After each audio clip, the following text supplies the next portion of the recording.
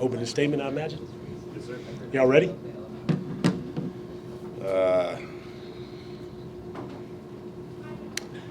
First of all, I'd like to just thank my Lord and Savior Jesus Christ for just waking me up this morning, allowing me to be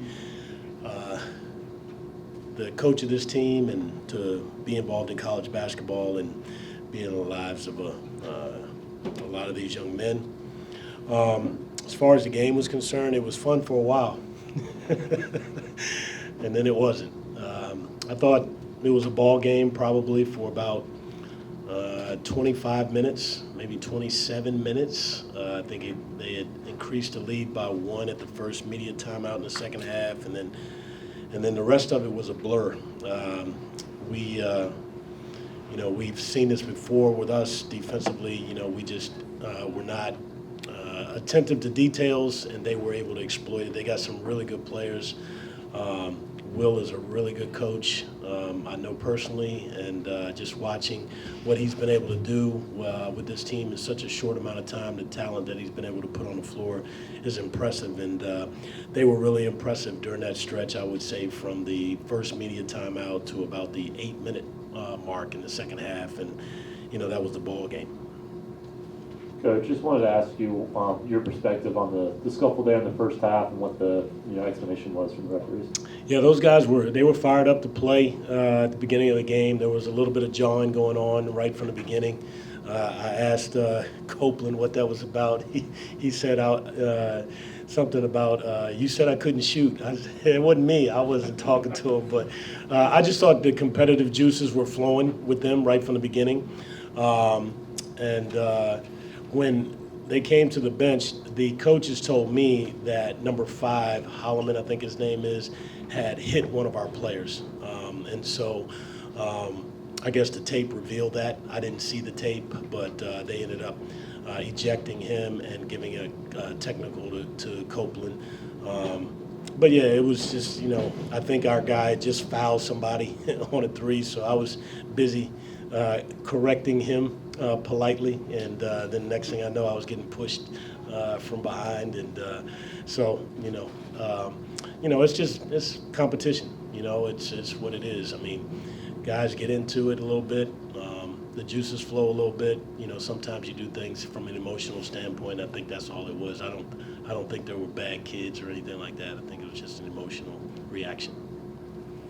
Coach, just wanted to ask you, obviously your relationship with Will Wade goes back quite a while. It's kind of how this game came together, but what does that relationship mean to you, and how much have you seen Will Wade grow as a coach over the years? Yeah, it's been incredible. I think Will was the youngest guy on our staff at VCU, just to see where he is now in charge of a program like this is really impressive. But he was always, super smart. It was a competition who was smarter, him or Shaka, and they each thought that they were. But they were really just highly intelligent people who work really hard, and that's why they're successful. And I was just lucky to be, a part of that staff. But Will's an amazing human being. He cares about people. He's a tough coach. He's become really a good coach, and I'm just really happy for him and his success. And coaching here in North Carolina, I'm sure you watched Paul McNeil a couple times before today. Yeah. Just your thoughts on his growth and what you saw from him tonight too. Yeah, I saw him a little bit in high school, but he's become an elite shooter, I think, and he's got great size for his position. So that makes him really dangerous, and I'm just happy to see him flourishing and playing well. It's always good. Hoop State is a thing around here, and when you get a player from North Carolina that has that kind of success, man, you just root for him. David Beachell in the paint, 42-8. Yep. How much was that, size mismatches or, just overall effort? Yeah, I thought that they were tougher than us. I thought their tough players were tougher than our tough players. That made a big difference. At halftime, I think that number was 20, in the paint, and a lot of it was offensive rebounding. But in the second half, it was everything. You know, the dam bust, and they were able to just get whatever they wanted in the paint. It was offensive rebounds. It was drives to the basket. It was, you know, throwing it in and backing a guy down. So just a little bit of everything at that point, and that's us. We're not a mature basketball team yet. We've got so many new guys and so many young guys that are trying to figure out what we do and how we do it and how to do it in college basketball. And this is a team of veterans. You know, those guys, you know, 4 of the 5 starters, I think, were seniors, and they played a lot of college basketball, and they just they took it to us. I know you can hear me, but got a couple of games against power conferences here to Yeah. start. What do you think that's going to do for you guys down the stretch as you prepare?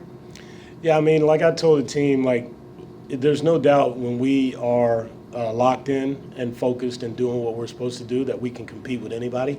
But right now it's for 20 minutes or 25 minutes. It's not for 40.